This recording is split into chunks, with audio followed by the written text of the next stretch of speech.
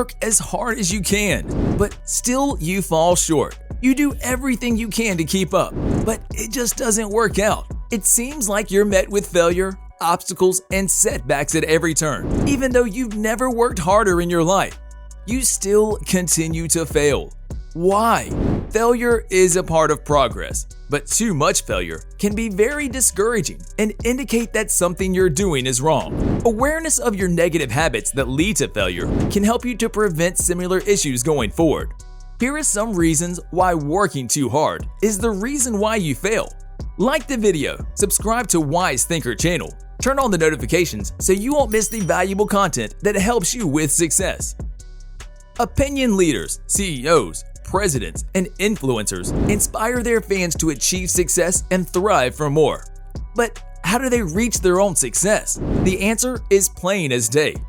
Besides working hard, these people save time for getting proper sleep and thus restoring their energy. That's because successful people know that sleep makes them more productive and creative, as well as allows them to find excellent ideas to grow their success. They build their life around proper rest, whether it's shut-eye or leisure time, and do not wear their sleep deprivation as a badge of honor. This mutation allows certain people to get fewer per night without developing common sleep deprivation symptoms: slow reaction, sleepiness, impaired short-term memory, cognitive problems. Taking rest not only reduces the tiredness of work, but also makes up to reach the peak performance. Rest routine of famous people. As time goes on and we begin to realize that perhaps success is more a practice rather than a serendipitous streak of luck and privilege, we begin to become more and more fascinated with what remarkable people do routinely. Elon Musk's daily routine can be summed up as work, eat, sleep, with work taking up a bulk of that time. With a bedtime of around 1 a.m., Musk typically wakes up at 7 a.m., getting 6 to 6.5 hours of sleep, which he discovered over the years is his sweet spot. Sleep is really great. If I find I don't get enough sleep, I'm quite grumpy. I could drop below a certain threshold of sleep. Although I would be awake more hours, I would get less done because my mental acuity would be affected. Bill Gates says, "Does everyone really need 7 or 8 hours of sleep a night?" Gates asked rhetorically. The answer is that you almost certainly do, even if you've convinced yourself otherwise. Ironically, Gates said it took him longer than usual to get through the book Why We Sleep because he kept following its author's advice, putting down the ebook earlier at night than he otherwise might, so he could get enough sleep. Barack Obama watches entertaining programs before he sleeps to create a better mood for sleeping.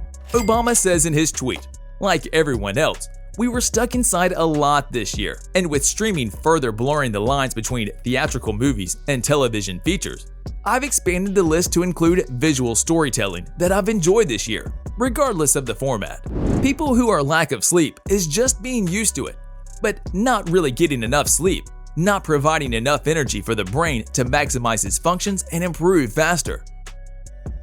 In the book Year of Productivity by Chris Bailey, when someone says they don't have time for something, what they're really saying is that a task isn't important or attractive as whatever else they have on their plate. It can be hard to stop exercise and allow the body to recover when training for a race or a physical goal.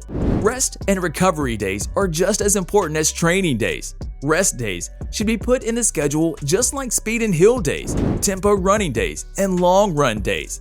A recovery phase allows the body to repair and strengthen itself so that it can deal with greater amounts of stress.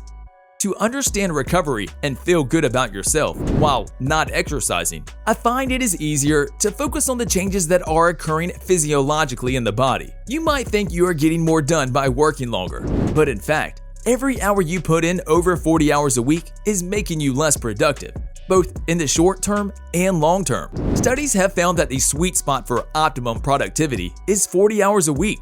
Most of us train because it's something we enjoy.